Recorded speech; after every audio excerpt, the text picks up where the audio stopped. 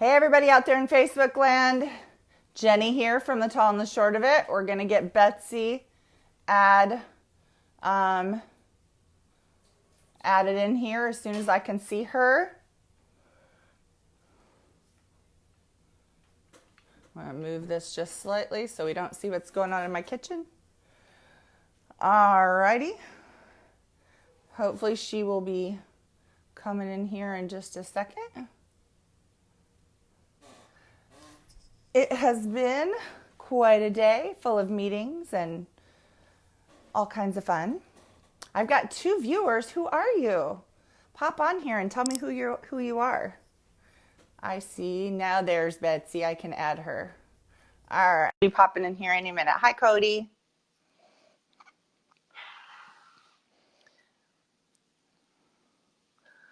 All right. Hi, Brittany.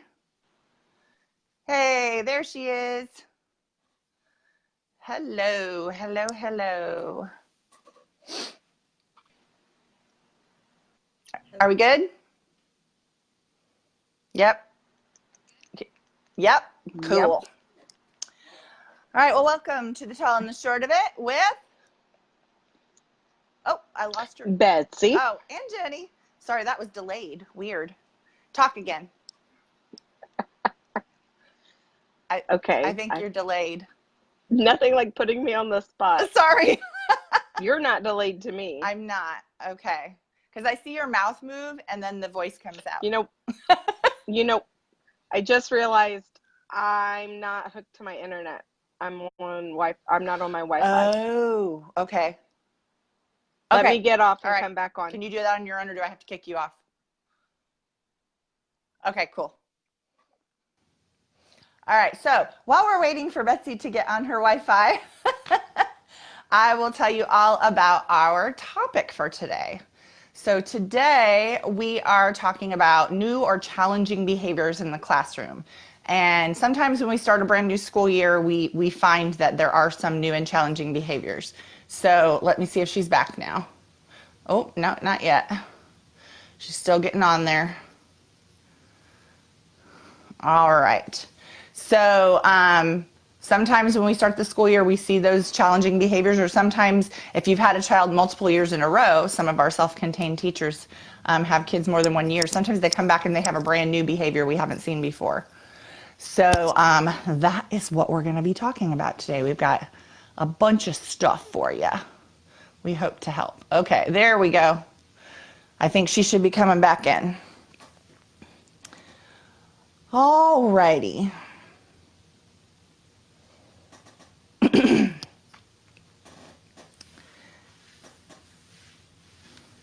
Hopefully, there it is. You look so thrilled. It's a long day. It's still doing it. Boo. Well, okay, Carrie, Stanley, Brittany, can you hear Betsy in real time? Because if it's just me that hears her on delay, that's not a big deal. Oh, goodness. You're going to struggle with that.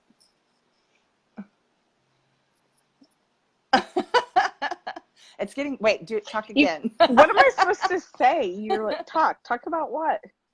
Wait, you're on now. There we go. Good, you're back. You're synced up now. Very good. All right. I hate technical difficulties.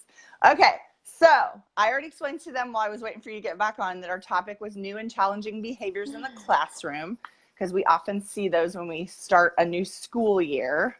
And I explained that sometimes the new ones are like if you have the kid for multiple years, it might be something new you hadn't seen before that they picked up over the summer. Okay, Brittany says you're good too, so okay.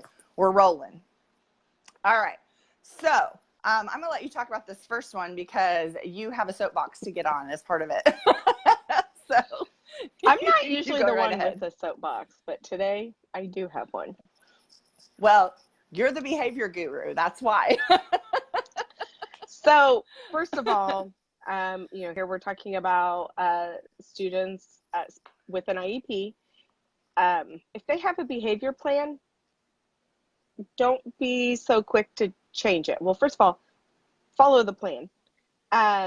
You need to let that student know that you have this paperwork and you can follow what was going on last year, and give it some time. It might take a little bit of time to, for them to say, okay, all right, this is going to be the same. All right, I like that reward or whatever I got. So don't be so quick, give it a little bit. And when I say a little bit, I don't mean week 1. I mean, you've got to give it some time. And even if, like I told you, like sometimes you have a new behavior that may not be right there in the behavior plan, try to go ahead and stick to that behavior plan, unless it's like a huge, like, harmful Right. one. So, and then here's my soapbox. Notes in an IEP are so important. And I can't tell you how many, I get more IEPs that don't have notes basically written in them than I do get IEPs that have notes. Effective notes. So say you're in a case conference and you're discussing a child's behavior and you're making decisions about why you're going with this behavior plan, why you're not going with, this other behavior plan. Maybe you have decided as a case conference committee to not follow a behavior plan because what that classroom teacher is doing as a classroom management plan is working for that child. You need to have that information in the notes because, one, if we don't have to have a behavior plan for a child, that's best case. I mean, that's what we want. That is the goal. We always joke that our goal is to work ourselves out of a job. In the sense. By the way, Brittany Bales has joined us, as well as Landry Small. Hey guys. Like our goal is to work ourselves, in a sense, out of a job by, making it so this child doesn't need a behavior plan anymore. So, but we wouldn't know that if all of that information wasn't in the notes. You have to write notes. And it's not, we don't need notes just because, like, just saying, oh, the behavior plan was discussed. Awesome. Yeah. Thanks. Awesome. I'm so glad you discussed that. Like what happened? What is working? Why did you change? Like, is this the first behavior plan? Did you change it? Have you tried things that haven't worked? Those are good things to have in there. So you're saving someone, the next person, lots of time. Well, and just from a legal standpoint too, what I learned in training from a school attorney. Yeah, here's my guru. What I learned from training from a school attorney is that if you're ever taken to a state complaint, a mediation, or a due process hearing, they rely on the notes of the IEP to tell the story of how decisions were made. So if you're just doing short, quick little notes that don't really explain, how did we come to the decision that this child needed this accommodation? How did we come to the decision that they needed this in their behavior plan?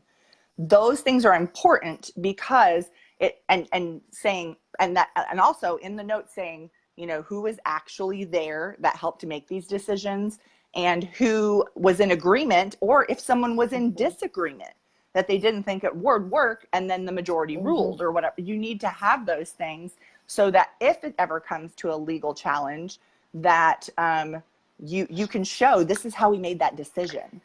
If it's not written down, I'll be it didn't honest, happen. I'm not going to sit here and say I make the best notes. I don't. But when I get IEPs, that's like what helped. I had 3 move-ins this year. I got IEPs from 2 different school districts. Hey, Jake. And so it was just hard to, go off of why were these decisions made? So not that I have any behavior decisions that were made with my new kiddos, but in general. But yes, with that behavior is so, especially if this is an older kid that has had multiple, how has this behavior progressed? Sometimes it's a good idea to leave some of those notes in there, even like, hey, this was the behavior in second grade. Now this was the behavior in third grade. Like, what's happening? What does this look like? So that's, notes are I'm off important. my soapbox now. I've stepped down. Okay. So another thing, if you start seeing challenging behaviors right at the beginning of school and with your students, it could be because a lot of kids with disabilities struggle with transitions. And starting a new school year is a huge transition from being at home all summer. Or whatever they were doing at a babysitter or a daycare or whatever even if they went to summer school or like that's still, it's not the same. It's not even close. It might not even be the same teacher or same classroom. It just every time a school year starts, summer school's just taught differently. They try to make it, it just is. And it's usually shorter. It's shorter day. Absolutely. So those new transitions can cause behaviors from kids who are anxious, or they are not used to the schedule yet. They don't know the new teacher's procedures, not sure, they don't have a relationship built yet. So all those things can factor into, you can see challenging behaviors because of not doing well with new transitions. So there's some things we can do about that.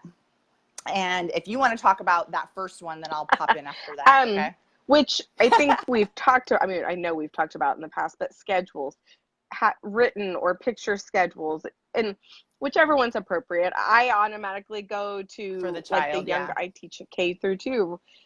I jump to that, having that picture schedule there. But middle school, high school, some of them may need that picture schedule, but if not, having that written schedule, and it needs that schedule, not just one. Jenny can tell you, it's not just kids. Jenny, how often do I lose things on my table in my room? All the time. I'll find it, but by golly, it'll take me a minute. So, have one in their binder, have one hanging in their locker. Most kids have devices now, or a cell phone.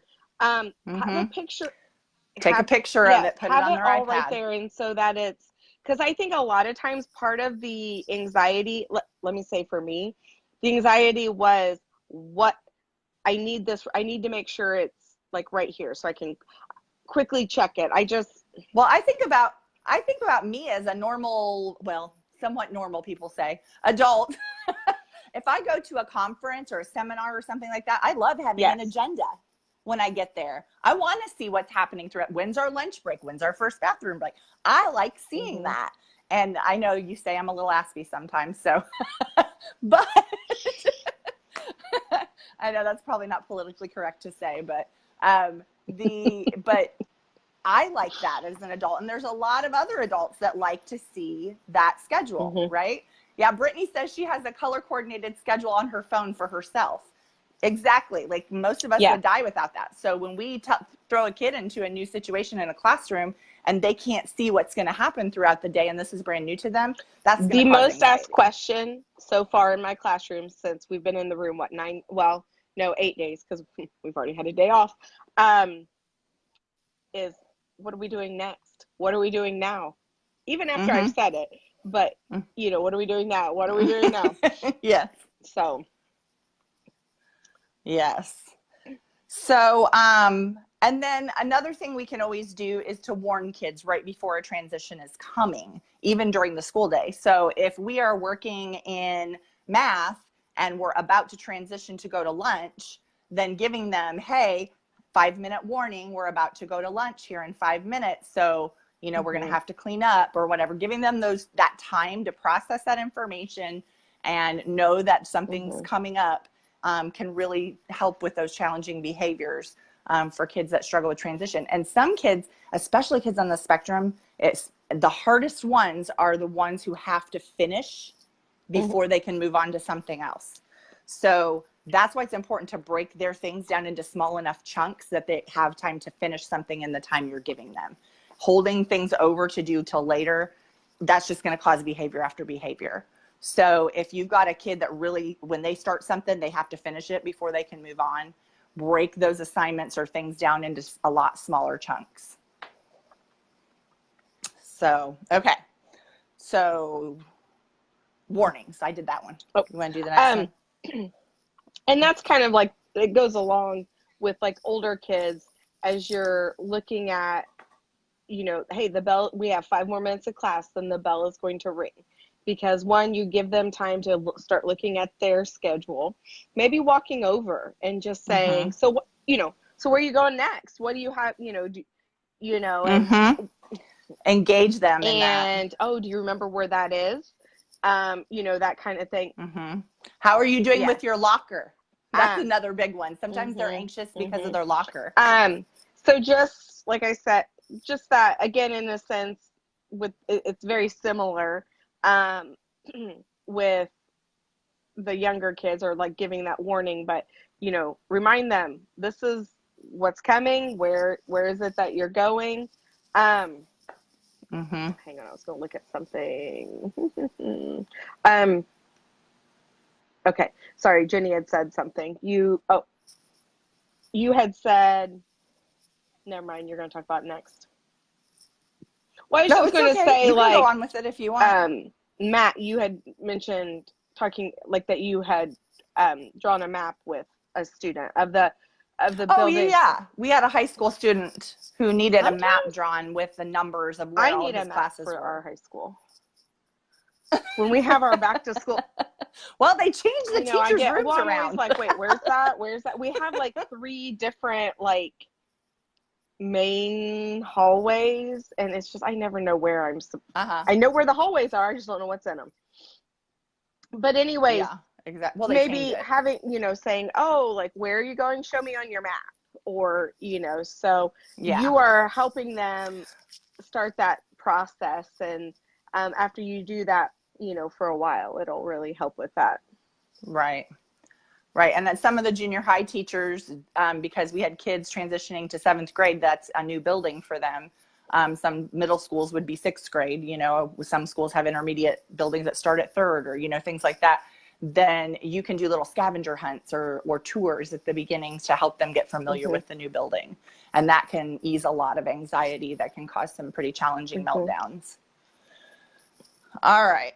So the next thing is kind of a recap of last week too, because challenging behaviors can arise when kids don't know or understand procedures. And we spent a lot of time last week, so previous live, on teaching procedures. But if they aren't used to sitting in their seat for as long, or get how to line up, or they blurt out instead of raising their hand, you know, those kinds of things are all procedural. And so those seem like a challenging behavior to you, but really they just haven't internalized those procedures yet. All right. Talk about the next one, because I know you love this with your class. Well, coming back into school, I've just really noticed that, like I said, I'm in K through 2, but I don't think that it's only that young of, let me just tell you, it's me too. I don't sit for very long. But they just are going to need more movement, because they've been on summer break. They've been used to getting up and going to the bathroom whenever they want. They've been used to going out and playing whenever they want and doing all of that. And so we take a lot of like brain breaks. We do or like body breaks, dance breaks. I use YouTube, and we will often do Go Noodle. We'll do some of those. Some of those dance moves are kind of quick, like they move very quickly for my kids on Go Noodle. But honestly, they just like to dance. So if I can I have to find more like the songs they like rather than the dance moves. But I also... Sure. And if you don't have YouTube, you can just put music on. Oh, trust me. We'll do that too, and we have each student like, okay, you know, this student's going to pick our dance move. They're going to show us a dance move, and we're all going to do it. And we'll go around till everybody has done a dance move, and then we all mimic their dance move. That's pretty fun. You do some interesting things. Something else I do use on YouTube is called Cosmic Yoga. And they have she has a lot of different things on there, but the one I really like is actually it might be yoga for toddlers, because she moves kind of quick on some of the other ones. But she does moves, like I told Jenny, it's not really, she does some yoga poses, but like, she didn't really even call them the right thing, like, like give them the correct name. But she might be telling a story. There's a pirate one. The kids really like that one. They have to walk the plank and climb up a rope, and they have to be a boat. And I think we might even have to swim. I don't know. Yes, I said I'm doing it with them. Luckily my door's locked and they have to ring the doorbell so I can quickly not necessarily be caught doing some whatever. Jenny knows I don't stop. No. And so Hi, Jonna. those are some things I really like. And I have found that at the beginning of the year, it needs to be more like the kids are following something. They're not comfortable enough yet to just do like Jenny said, just put on music and dance. Yes, but I have found most kids need to follow, like you need to kind of lead them with dance moves. Maybe do it like as Simon says. They don't necessarily feel comfortable, not all of them, like letting that out, or, just kind of being silly or whatever. So that's a big one. And I mean, that's something we do at least once a day, if not twice. Sure. So do you want to? Yep. And just incorporating a lot of hands-on tasks. I just think there's so many more kinesthetic learners, or they prefer to do things with movement now. And I mean, take advantage of the beautiful outdoors at the moment. And if it's not super like crazy hot, take them outside more. The kids need to play. They need to play. And they learn best. Like I said, I wrote down just a research fact is that if you don't move your body at least every 19 minutes, all of your brain it's not working at optimal learning. So it's one of those things where even if you're just getting them up to do, even if it's just turning in papers, or things like that, they got to get up and they got to move at least every 19 minutes. That's what research is telling us. And for little ones, I bet it's more often than that. So I know I feel like I'm about to fall asleep when I have to sit through something for a long period of time. So it's just your brain goes into shutdown mode when you're still for too long. Well, and movement, way back when I taught that class in middle school about study habits, movement helps. That is the best way to learn. It moves information from short-term memory to long-term memory. So there you go. Yeah. If anyone ever wants to know, why are your kids always up being crazy? Well, because we are moving information. That way you can get them to from do short-term reading. or short-term memory to long-term memory. There you go. All right. So, Betsy, you want to talk about the next thing? The most important, like any teacher, whether you are a special ed teacher or not, you have your classroom management system. And again, I think last week I kind of talked about what works for one doesn't work for all. But at the same time, I mean, it should work for the majority. And the most important piece of that classroom well, there's two. But in my mind, one of the most important pieces is building your relationship with your students. They have, like, especially if you have kids, passive aggressive, come in low motivation. And like I told Jenny, I said, in my experience, those kids that come in like that tend to go out like that. It's not something that just is at the beginning of the year. It's kind of, but in order for anything to work that you are going to do with them, to try to improve that behavior, is you have to build rapport with them. You have to build that relationship with them. That is the most important, thing that you can do. Well, and one of I don't even know which book I read, just said, basically remember three things. They need to know you, like you, and trust you. If they don't know you, like you, and trust you, they're probably not going to do And the other everything thing you is, ask. like, basically, well, the trust, I suppose, be consistent. If that, like, I was talking about the classroom management plans, but like, it takes time, but also you have to be consistent. I'm getting ready to sneeze. You have, Oh no. you have to be consistent to build that trust. So, but yeah, like, they need to know that they can rely on you. They need to know. And I don't mean like as in you're their friend. Right. I mean as in they know that you Right. care about them. As some of you that are parents out there are not friends with your kids, but your kids and like I want to you. say, maybe you're like, fair. You know, even if you exactly hand out a punishment, I mean, there are a lot of kids that I would have thought that I've had that would tell you that I was so mean. Thinking of one in particular. And like, the next day I'm like, he's going to come. And it's not that I would like yelled or what, you know, but I just we're very firm. And that was my friend. We did a lot of ignoring of behaviors. And I thought, he's going to be so mad. He's not going to. And then, I mean, boom, it was. But it's like I told him what was going to happen, and that's what happened. And so but I was consistent. And then when the time was done, we started working on that more. I can't think of the word. I was going to say nice or fun or funny, friendly, like, build that kind of thing. Yeah. Things that he wanted that were rewarding to him. But so anyways, that is the most important piece of that. For sure. And then I've found also that when things get kind of blah, or you can't get the kids' attention, or, maybe you've been doing something for a while now and they need to perk up, they need to get back engaged again, do something different. Just like change it up a minute, come in and do something unexpected.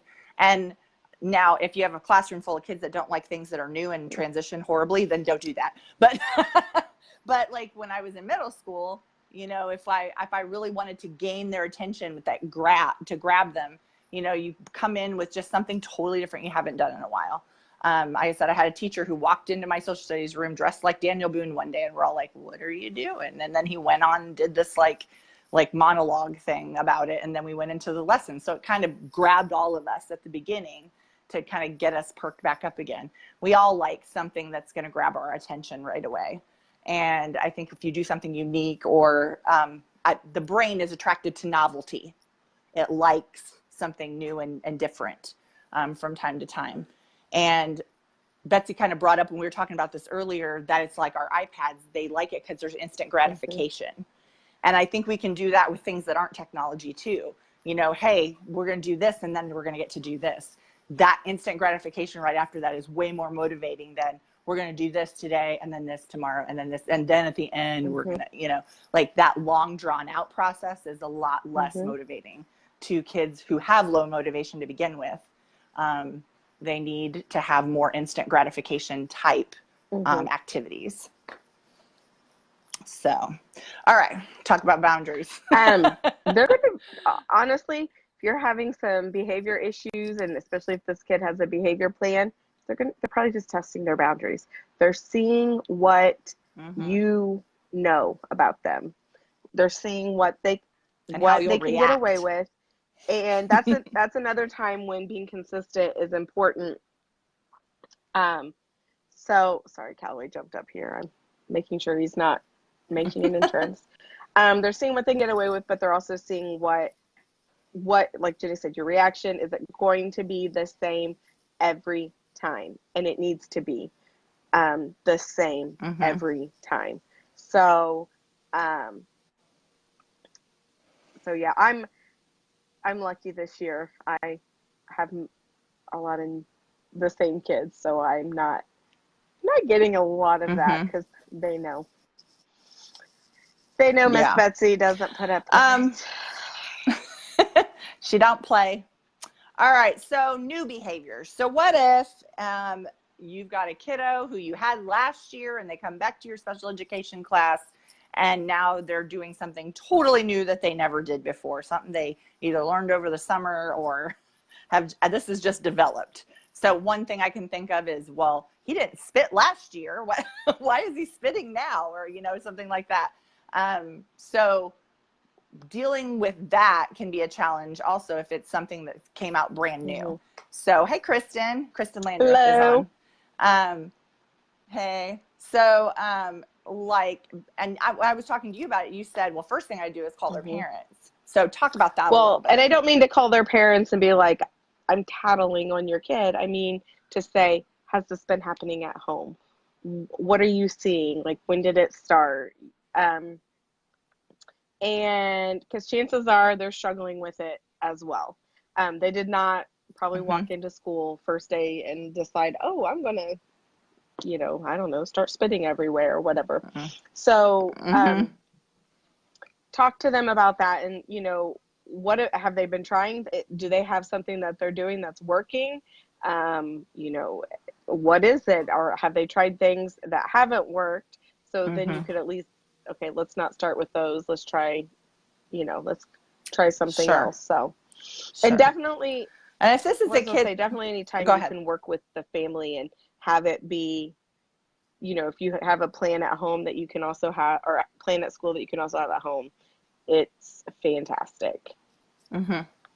For sure. And I was thinking about for older kids, maybe with higher cognitive levels, it may just be a time where you need to sit down and be like, whoa, where did this come from? Let's have a chat. Because if that would have happened with a middle school student of mine, I would have been like, you did not do this last year. Now you are doing this. And it might be a discussion like you and I, when we discussed this earlier, we were talking about spitting. And it could very well be like, okay, I get it.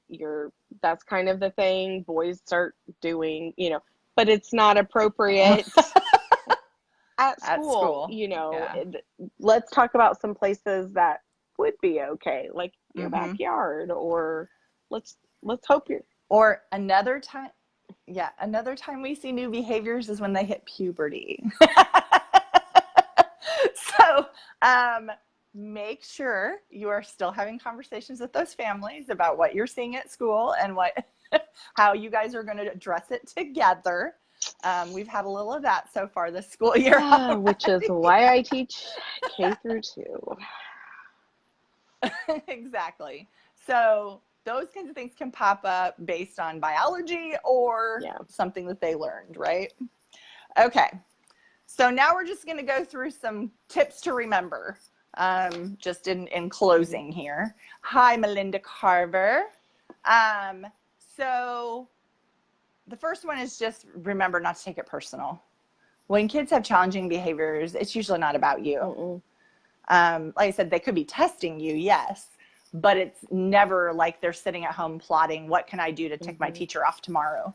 I mean, it's usually not all that premeditated, especially in special education. If it seems like they are, like, even if they're calling you names, it's because you're not allowing them to get away with what they want. It's again, goes back to, they're not getting what they want. And so, and maybe they were allowed to do that all summer and now you're not allowing it anymore. And so, but usually when they get upset and have some challenging behaviors, it's usually not about you. Yeah. Okay. So the next one. Stay calm. You need to stay calm, and then also ignore what you can. It's not, especially if you're.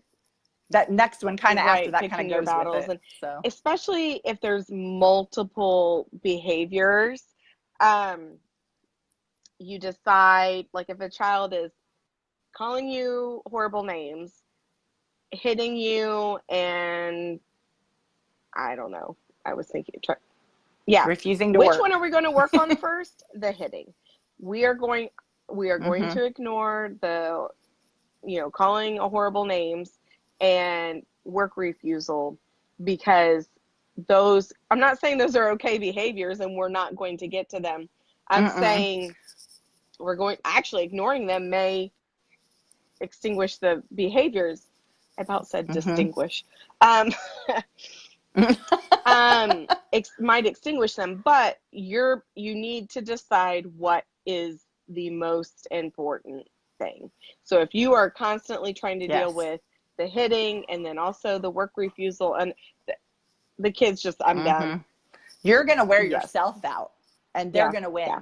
So yeah, definitely ignore what you can. And I know it seems like you're like, but everyone else has to do the work. You're right. They do. However, no one else is hitting you. So let's, deal with this first. That doesn't mean they get to like just play and do whatever all day. That just means that is your main, that's where your energy is going. Exactly.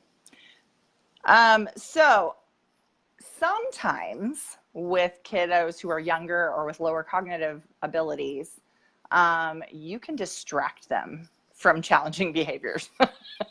So have you ever had that little kid who's crying and like having a meltdown, and then you're like, hey, I've got gum, or, something like that. And they're like, ooh, and they stop right away. And that way, it was a tantrum and not really that they were hurt or anything, because you can distract them away from the undesired behavior to something more positive and get them to move on to something else. I don't know how many times I've seen that work, where it seems like, oh, we're never going to, get this kid to calm down or whatever. And then usually it's a new person, somebody who hasn't interacted with that kid for a while will come by and be like, hey, buddy, you want to go walk with me and do such and such? And they're like, sure. And they just go right with them. And you've been trying to get him to move for like 20 minutes. Yep. So sometimes if you can distract somebody or get a totally different person involved or something like that, you can get them out of some of those challenging behaviors until you can figure out a better plan. All right. And then last but not least, this one's huge. And I think we forget all the time that when a kid has an undesired behavior, we have to teach them a behavior that's incompatible with that to replace it. So if we want, and we have to reward that replacement behavior. So if we don't want them to keep blurting out, instead of raising their hand, we need to reward every time they raise their hand. That's going to take the amount of times that they raise their hand up and take the amount of times they blurt out down. So just find what is incompatible with this behavior that I don't want them to do, and let's reward that. So I can even think of one right now we're dealing with, where we have a little girl who's yelling out in class, like yelling out in class. So we want to reward if she doesn't yell for 15 minutes, then we're going to add on 5 minutes of, iPad time or outdoor time or something that she picks as a reward. But it's so often that we're in 15-minute chunks right now. So, it's just, you have to reward the incompatible. So, yep. Thank you guys. We had so many people pop on today. This was great. And I like seeing that. Maybe it's because we've been doing them a little later in the day than normal. So maybe we'll try to keep that up. Yeah, everybody. Yeah. All right. So that's it for the tall and the short of it for today. And we'll be back next week. And of course, I'm going to forget what we were going to talk about, of course. Oh. Why do I only have July? Where's the... I don't know. I made an August. It's not in here. It's not in there? Hold on, I'll find it. I just have to go to our page so I can scroll on my laptop here. Sorry, that's why I'm looking away, because I'm trying to go to the page. Well, that's where I am. I probably didn't. I'm not on Facebook. I'm in our... Oh, yeah, I probably didn't save it in the Google Drive. That's probably why. You would think that's probably why I did. It would have been. Okay, August. Next week is building a culture of inclusion.